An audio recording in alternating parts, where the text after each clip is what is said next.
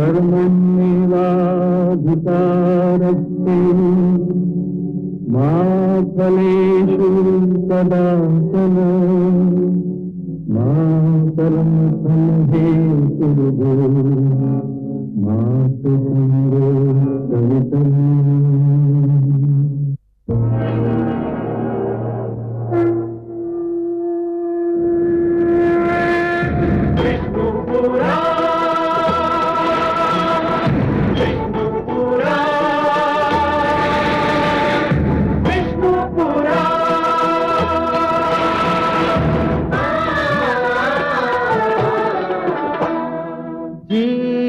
ज्ञान ब्रह्म ज्ञान अथ श्री विष्णु पुराण ओम की कथा महान जय श्री विष्णु पुराण विष्णु पुराण विष्णु पुराण विष्णु पुराण प्रगटे कब तीन लोक जन्म मृत्यु पृथ्वी जल वायु गगन प्रकृति कब ज्योत अगन इस पुराण में है निहित जप तप और योग ध्यान विष्णु पुराण विष्णु पुराण विष्णु पुराण। मैं मां हूं, धरती मां। भाग्य की बंद मुट्ठी में किसके लिए क्या छिपा है ये कोई नहीं जानता। इसका पता तो उसी समय चलता है जब ये मुट्ठी खुलती है। नियति और होनी पर किसी का बस नहीं। अपना लेख केवल विधाता ही पढ़ सकता है। श्रवण कुमार के माता पिता ने राजा दशरथ को पुत्र वियोग में तड़प तड़प कर जान देने का श्राप दिया था। मैं उस समय असमंजस में पड़ गई थी कि यह कैसा श्राप है जिसका कोई आधार नहीं है, जो हवा में लटका हुआ है। क्योंकि दशरथ को तो महारानी कौशल्या और सुमित्रा को संतान ही नहीं दे सकी थी। किंतु जब दोनों रानियां इस बात पर सहमत हो गईं कि दशरथ कैकेयी को तीसरी पत्नी के रूप में स्वीकार कर लें, तो श्रवण कुमार के माता पिता के दिए श्राप के लिए एक राह निकलती दिखाई देने लगी। लेकिन क्या कैकेयी दशरथ को संतान दे पाएगी? क्या दशरथ के आंगन में सचमुच बच्चों की किलकारियां गूंजने लगेंगी या उन्हें कुछ और करना पड़ेगा? मैं भी ये जानने को उत्सुक हूं।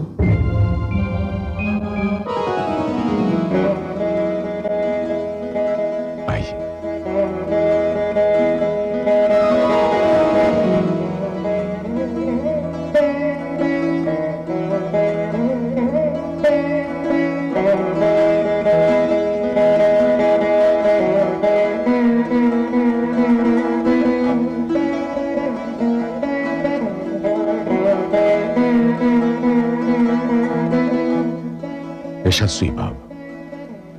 राजन, ये कैकेयी के राजपुरोहित हैं। आयुष्मान भव राजन। मैं कैकेयी राज्य से महाराज कैकेयी की ओर से उनकी सुपुत्री राजकुमारी कैकेयी के वागदान की प्रथम विधि संपन्न करने आया हूं। दासी, कृपया ये श्रीफल एवं उत्तरीय स्वीकार कर पूरे कैकेयी राज्य को आभार का अवसर दें। ये तो परंपरा है राजन, स्वीकार कीजिए।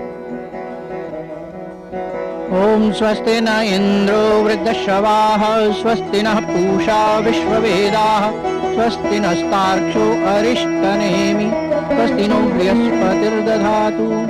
राजपुरोहित जी, इस विधि से रघुकुल ने राजकुमारी कैकेयी को अपनी कुलवधू के रूप में और राजा दशरथ ने अपनी भार्या के रूप में स्वीकार किया।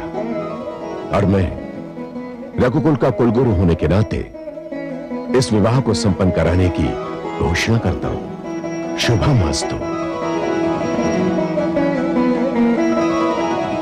ये ना कहिए कि आपका मुझ पर कोई अधिकार नहीं है देवी। आपने मेरे प्राणों की रक्षा की है। मैं आपका ऋणी हूं और ये ऋण मुझे सदैव स्मरण रहेगा। और मैं आप भी। राजकुमारी की जय हो। अयोध्या नरेश दशरथ आए हैं। क्या? महाराज दशरथ कहाँ हैं? वो इधर ही आ रहे हैं।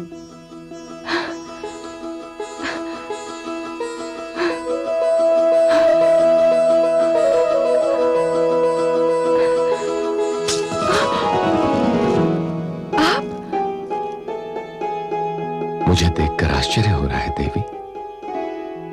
आश्चर्य?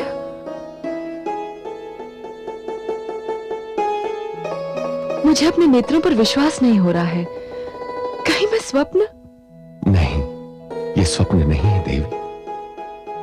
मैं वही दशरथ हूं जिसका जीवन आपकी वीरता का उपहार है। नहीं, आप वे दशरथ हैं जिनका प्रेम अब मेरे जीवन का आधार है। मुझे समझ में नहीं आता मैं आपका स्वागत कैसे करूं। बुद्धिमान कहते हैं कि जो बात समझ में ना आए वो नहीं करनी चाहिए। स्वागत तो औपचारिकता है।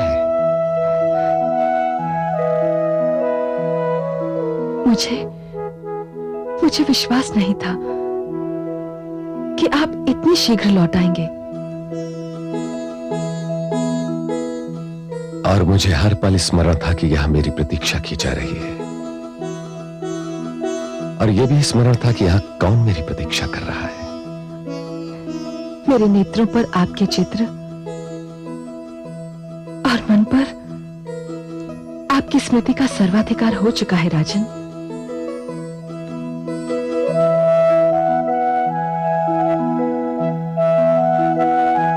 आपने ये नहीं पूछा कि मैं यहां क्यों आया। क्यों पूछूं? आपके आने का कारण पूछने का अर्थ यह होगा कि मुझे अपने प्रेम पर विश्वास नहीं। आपका विश्वास जीत गया देवी। राजन। हाँ देवी, मैं वो कहने आया हूं जो पहले न कह सका। आपने मुझे युद्ध में विजय की बधाई देते हुए कहा था कि जीत केवल मेरी हुई थी, आप हार गई थी। ये सत्य नहीं था राजकुमारी कैकेयी। सत्य तो ये है कि युद्ध क्षेत्र में जब आपके काले घने केश खुलकर बिखरे थे और श्रावण की उस घटा से मुझे आपका मुखचंद्र दिखाई पड़ा था, मुझे उसी क्षण विश्वास हो गया था कि मैंने भी अपना बहुत कुछ हार दिया है। मैं जान गया था कि ये क्षण अब जीवन के किसी भी क्षण मेरा साथ नहीं छोड़ेगा। हाँ देवी, मैंने आपके पिताश्री का शगुन स्वीकार कर लिया है।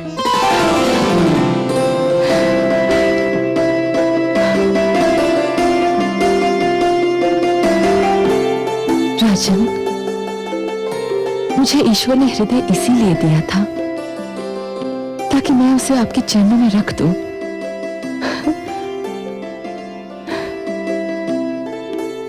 और मैंने उस हृदय को बड़े प्यार से उठाकर अपने हृदय में रख लिया है।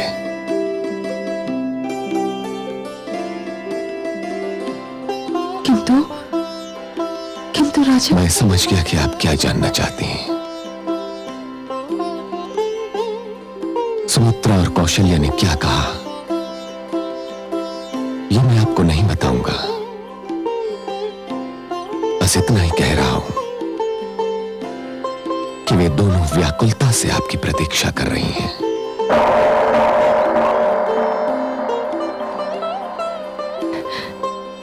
मैं भी उन्हें मिलने को अधीर हो रही हूँ। आप मुझे जाने की अनुमति दीजिए देवी। वहां अयोध्या में लोग मुझे खोज रहे होंगे, सोचते होंगे कि मैं न जाने कहां जाकर छुप गया।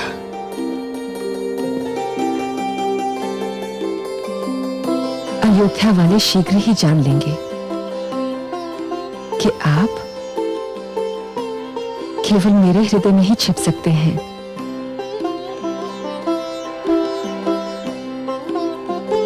अच्छा देवी,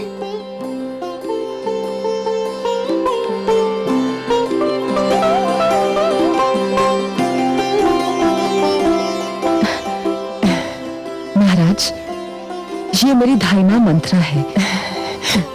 मैंने इसी की गोद में अपनी आंखें खोली थी। मंथरा ने मां बनकर पाला है मुझे।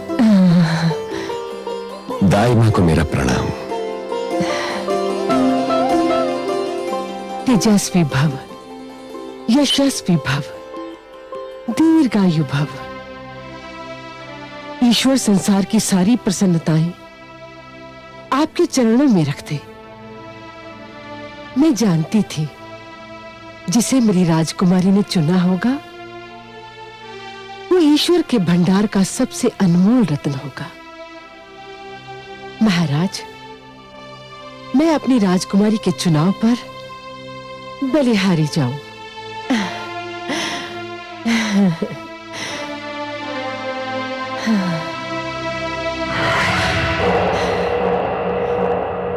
वाह पुत्री, चुना भी तो 2 पत्नियों वाला पति।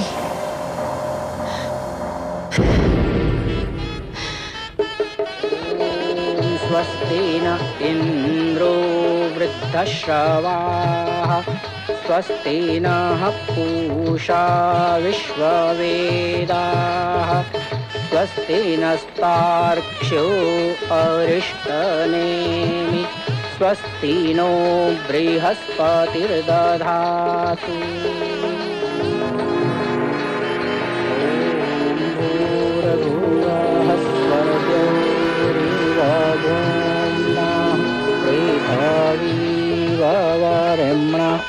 तस्यास्ते पृथ्वी। तेरे संपन्न हुए, अब आप अपने बड़ों से आशीर्वाद लीजिए।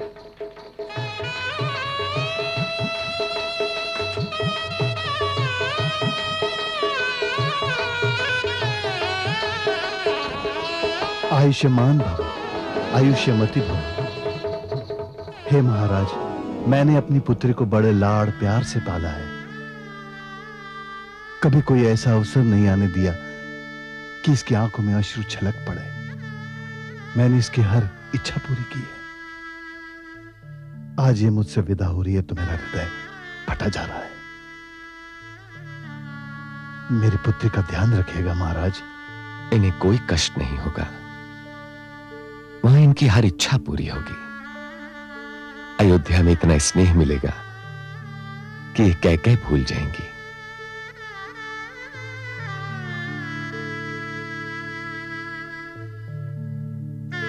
एक और विनती है महाराज। आदेश करें। मैंने आपको बताया था कि मंथरा ने मां बनकर मेरी पुत्री को पाला है। मुझे भली भांति याद है। यदि आपको आपत्ति न हो तो मैं मंथरा को कैकेयी की देखरेख के लिए आपके साथ भेज दूं। आपत्ति? मुझे हर्ष होगा।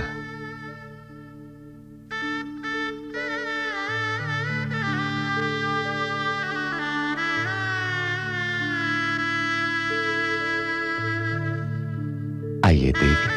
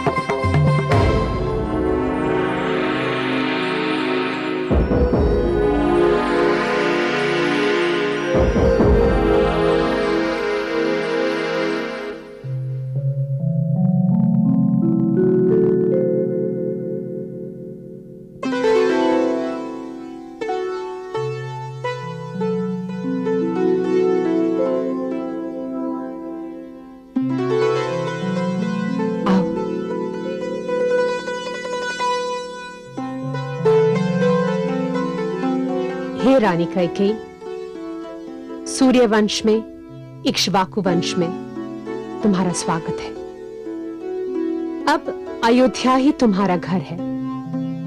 मैं जानती हूं तुम वीर हो, बुद्धिमान हो, समझदार हो। महाराज तुम्हारे विषय में हमें सब कुछ बता चुके हैं, किंतु मैं आयु में तुमसे बड़ी हूं, इसलिए तुम्हें यह बताना मेरा कर्तव्य है कि पुत्रवधू 2 वंशों की मर्यादा लेकर आती है और उसे ये दोनों मर्यादाएं संभालनी होती है। आप सबको मेरी ओर से कभी कोई कष्ट नहीं पहुंचेगा और तुम्हें हमारी ओर से सदैव पूर्ण सहयोग, मित्रता और शुभकामनाएं मिलती रहेगी। तो मैं चलती हूं। नवजीवन की एक बार और बधाई।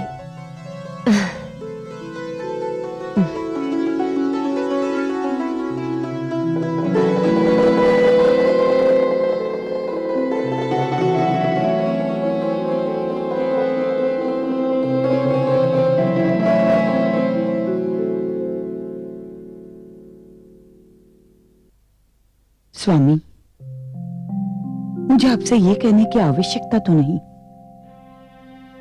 किंतु फिर भी आप जिसे अर्धांगिनी बनाकर लाए हैं उसके साथ वही व्यवहार कीजिए जो मेरे और सुमित्रा के साथ करते रहे हैं।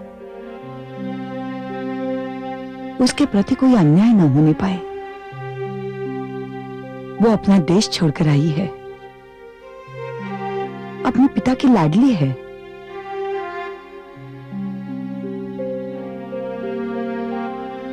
आप महान हैं। पटरानी होते हुए भी कैकेयी के प्रति जो प्रेम और स्नेह का प्रदर्शन आप कर रही हैं, ये गुण हर स्त्री में नहीं होता। साधारणतया एक स्त्री दूसरी स्त्री को अपने अधिकारों का एक अंश भी नहीं देती, और आप। मुझे सूर्यवंश और इक्ष्वाकु वंश का हित अपने हित से अधिक प्रिय है महाराज। यह आग्रह मैं और मेरे साथ बहन सुमित्रा केवल इसलिए कर रही है कि रघुकुल को उत्तराधिकारी मिल जाए। कौन जाने, राजकुमारी कैकेयी रघुकुल के लिए एक वरदान सिद्ध हो। अब जाइए महाराज, राजकुमारी कैकेयी आपकी राह देख रही होगी।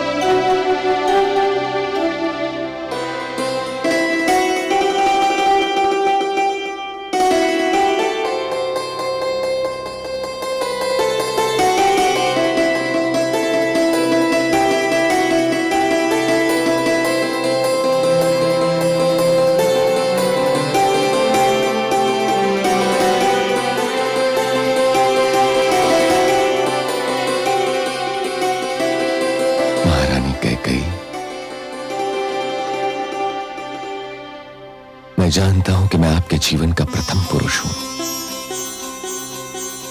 और मैं ये भी जानता हूं कि आप मेरे जीवन की प्रथम नारी नहीं हैं। किंतु इसका यह अर्थ नहीं कि आपकी महत्ता किसी से कम है। हाँ, यह संभव है कि आपने जिसे नायक चुना है वो सर्वश्रेष्ठ सिद्ध ना हो।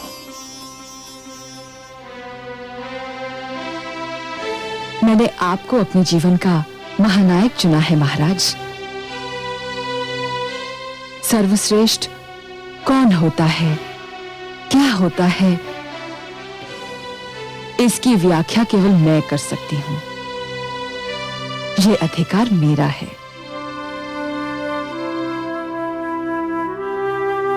महाराज, स्त्री के अधिकारों के प्रति आप कितने जागरूक हैं, ये देखकर मेरी प्रसन्नता की सीमा नहीं रही। इसमें आपकी बड़ी बहनों कौशल्या और सुमित्रा का भी बड़ा हाथ है। मैंने उनसे बहुत कुछ सीखा है। इसमें कोई संदेह नहीं कि वे दोनों आदर्श नारियां हैं।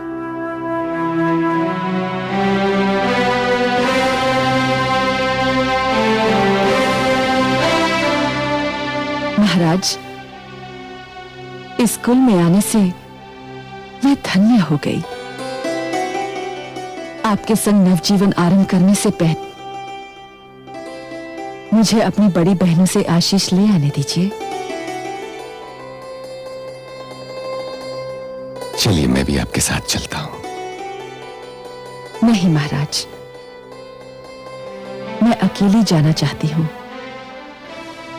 जैसी आपकी इच्छा।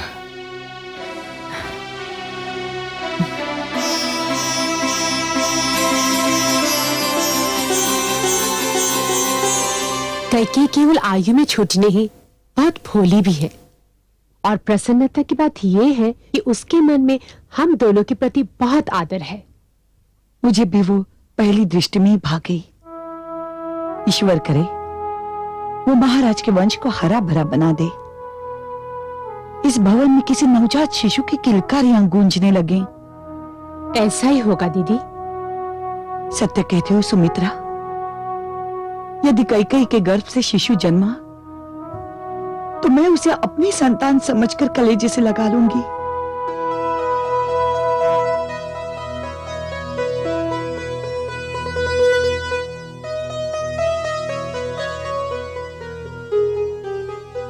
प्रणाम महारानी। नई महारानी द्वार पर खड़ी हैं। द्वार पर खड़ी है? जी।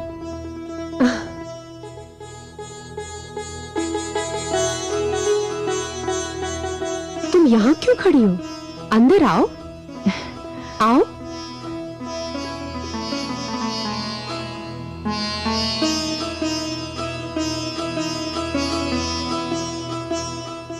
तुम द्वार पर क्यों खड़ी थी बहना? भीतर आना चाहिए था। मैंने सोचा कदाचित आप दोनों कुछ निजी बातें कर रही हैं। अब यहाँ ऐसे कोई निजी बात नहीं होगी छोटी रानी जिसमें तुम सम्मिलित ना हो। अब तुम हम सब के जीवन का अंश हो। नवजीवन आरंभ करने से पहले मैं आप दोनों का आशीर्वाद लेना चाहती थी।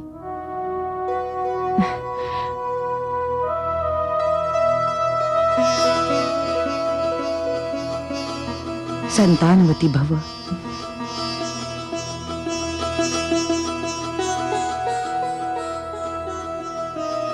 सौभाग्यवती भव। मैं आप दोनों को विश्वास दिलाती हूँ कि मैं आप दोनों की छोटी बहन ही बनकर रहूंगी। और हम दोनों तुम्हें विश्वास दिलाते हैं कि हम तीनों बहनों की भांति मिलकर रहेंगे। अब तुम अपने कक्ष में जाओ। महाराज प्रतीक्षा कर रहे होंगे। चल आओ।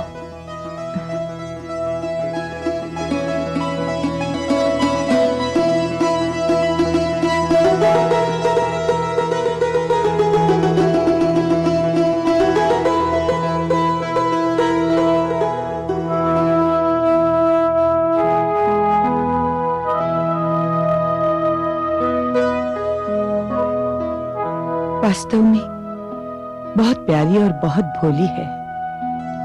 सत्य कह रही हो दीदी।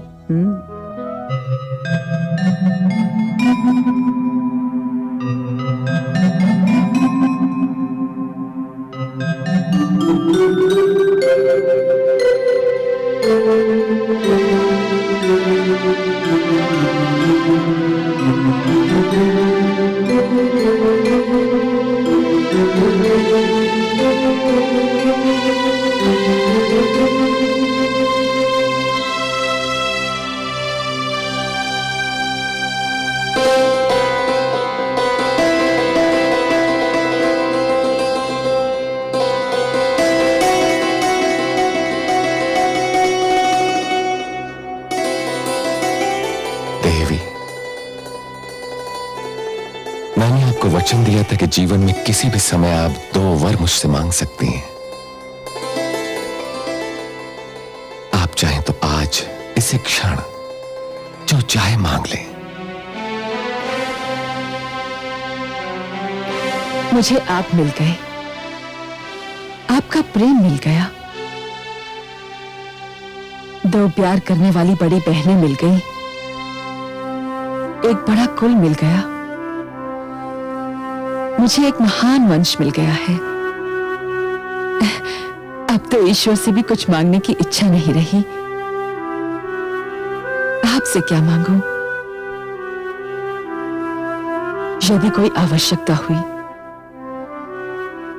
तो आपसे नहीं तो और किससे मांगूंगी? अभी मुझे कुछ नहीं चाहिए।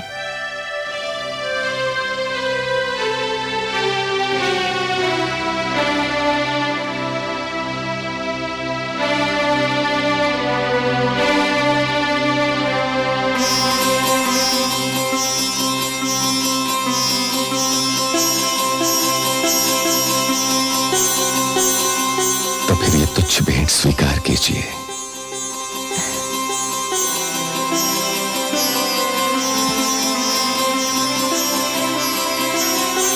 जो आपसे मिले वो तुच्छ हो ही नहीं सकता, क्योंकि उसमें आपके हाथों की सुगंध खुली होती है। महारानी कैकेयी,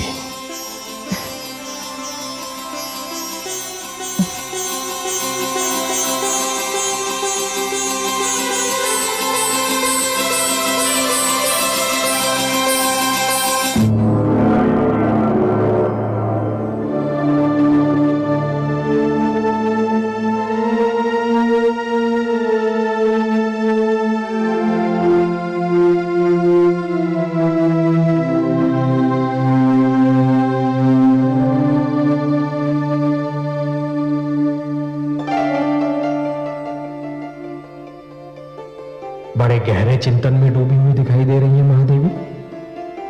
किस समस्या ने आपका ध्यान अपनी ओर आकर्षित कर रखा है? कुछ नहीं कमल नयन, मैं अयोध्या नरेश दशरथ के भाग्य की विडंबना के विषय में सोच रही थी। विडंबना? विडंबना कैसी महादेवी? इस क्षण तो उनके जीवन रूपी सागर में सुख का ज्वार आया हुआ है। उन्हें कौशल्या और सुमित्रा जैसी देवियों का साथ तो प्राप्त था ही। अब देवी कैकेयी जैसी वीर, सुंदर और साहसी स्त्री उनके जीवन में सुख का संदेश लेकर आई है। सुख का संदेश? तो क्या आप भी कौशल्या सुमित्रा की भांति यही समझते हैं कि कैकेयी राजा दशरथ को वो दे सकेगी जो वे दोनों न दे सकी? कैकेयी राजा दशरथ को संतान दे पाती है अथवा नहीं, ये तो केवल विधाता जानते हैं महादेवी। परंतु इसमें चिंता की क्या बात है? मुझे चिंता है सर्वेश्वर, मुझे चिंता है। यदि दशरथ को संतान नहीं मिलती है तो उन्होंने आज जिस सुख का अनुभव किया वो क्षणिक सिद्ध होगा, और यदि उन्हें संतान मिलती है तो श्रवण के माता पिता का श्राप उनकी ताक में है। आपकी चिंता सर्वथा उचित है महादेवी। श्रवण के माता पिता का श्राप उनके दुखी हृदय की पुकार था, और आप तो जानती हैं महादेवी कि दुखी हृदय की पुकार अपना रंग दिखाए बिना नहीं रहती। तो क्या श्रवण के माता पिता का श्राप ही किसी नई कहानी का कारण बन जाएगा? महादेवी, जिस शंका ने आपके मस्तिष्क में सिर उठाया है वो सर्वथा निराधार नहीं है। प्रकृति की लीला बड़ी विचित्र होती है महादेवी। देखिए ना, यदि प्रकृति को बंजर धरती पर भी पौधा उगाना होता है तो वो वायु की हथेली में छुपाकर एक बीज भेज देती है, और देखने वाले आश्चर्यचकित रह जाते हैं कि इस बंजर धरती पर एक हरा भरा वृक्ष कहां से आ गया। हे कमल नयन, तो क्या वास्तव में वही श्राप राजा दशरथ के जीवन में संतान सुख का कारण बन जाएगा? इसका ज्ञान भी विधाता को ही है महादेवी। परंतु हां, मैं आपको एक बात अवश्य बता दूं। बताइए। महादेवी, हर कथा का कोई ना कोई कारण अवश्य होता है, हर घटना का कोई ना कोई आधार अवश्य होता है, और हर अनहोनी किसी न किसी विशेष परिस्थिति में ही जन्म ले सकती है। महादेवी, वो कारण कभी कभी अपने ही पास होता है तो दिखाई देता है, तो कभी इतना दूर होता है कि उसे देखना संभव ही नहीं होता। हे सर्वेश्वर, आपकी बात पूर्ण रूप से मेरी समझ में नहीं आई। महादेवी, कभी कभी होने वाली घटनाओं का कारण घटनास्थल से दूर होना भी तो संभव होता है। यूं समझिए कि कभी कभी धरती पर जो घटनाएं घटती हैं, उनका कारण दूर नभमंडल और अंतरिक्ष में होने वाली हलचल होती है। आज वही हो रहा है।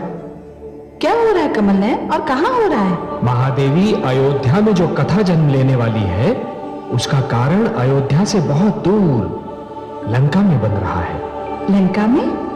हाँ महादेवी, लंका में।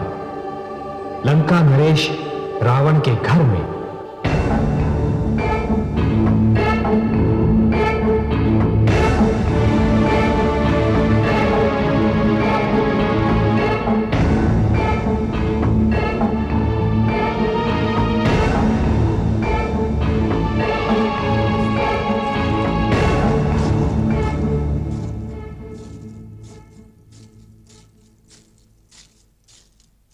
आइए महारानी, विराजिए।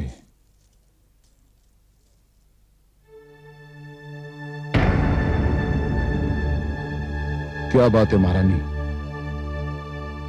आज आप खिन्न और दुखी दिखाई दे रही हैं।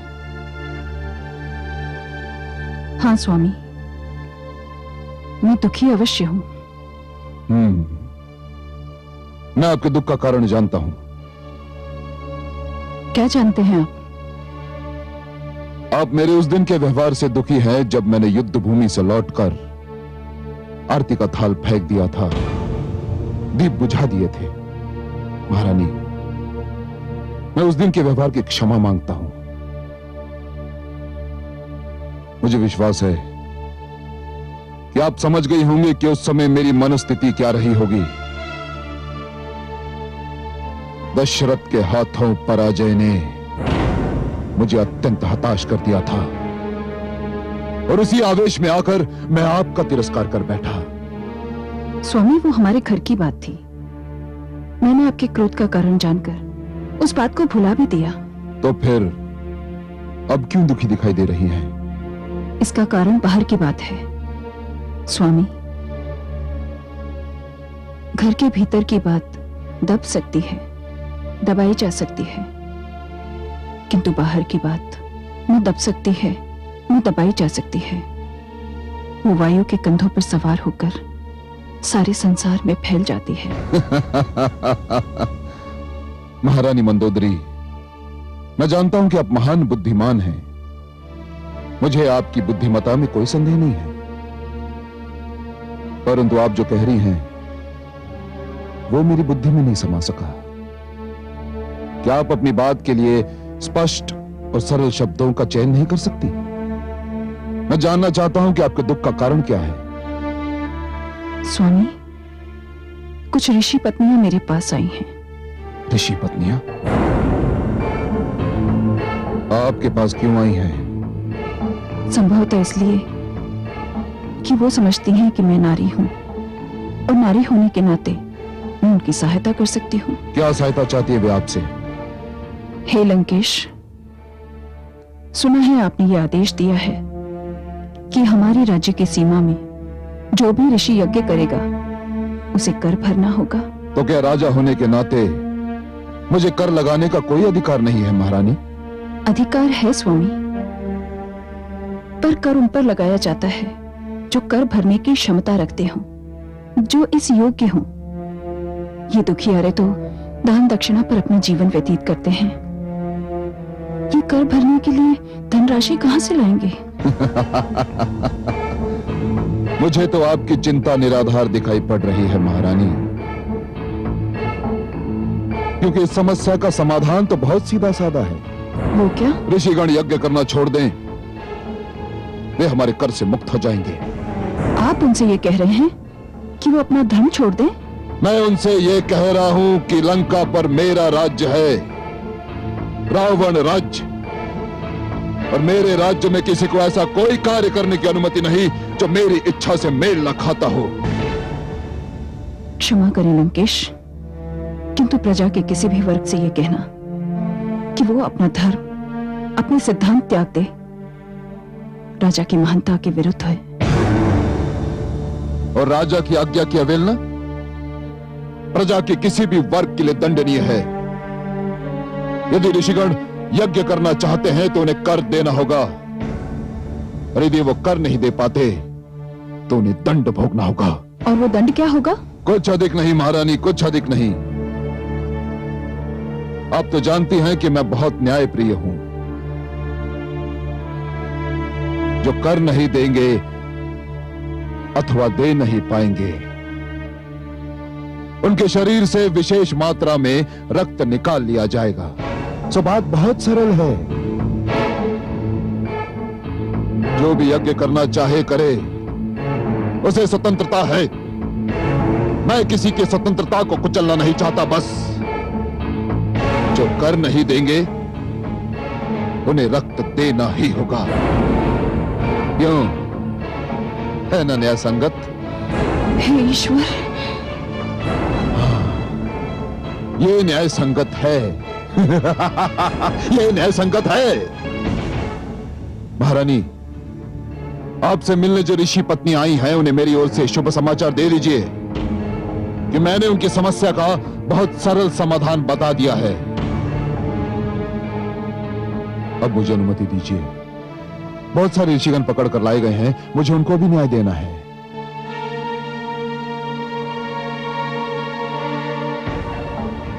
महारानी, स्मरण रहे कि आपका क्षेत्र रनिवास है, मेरा सभागार नहीं।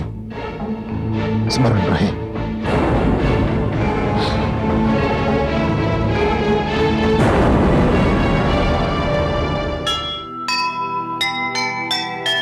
कर लेने के नाम पर बहे रक्त की धार, यह कैसा अन्याय है, कैसा अत्याचार। त्राही त्राही सब कर उठे, कांपे तीनों लोक, सबके सब पीड़ित जहां, कौन हरेगा शोक, कौन हरेगा शोक। जो सुनेगा ये पुराण, पाएगा सुख और ज्ञान, पाएगा सुख और ज्ञान। कर्म को ही धर्म जान, प्रेम की तू छेड़तान, प्रेम की तू छेड़तान। बीते युग बता रहे हैं, बीते युग बता रहे हैं, सत्य पथ पे चल सुजान। विष्णु पुराण।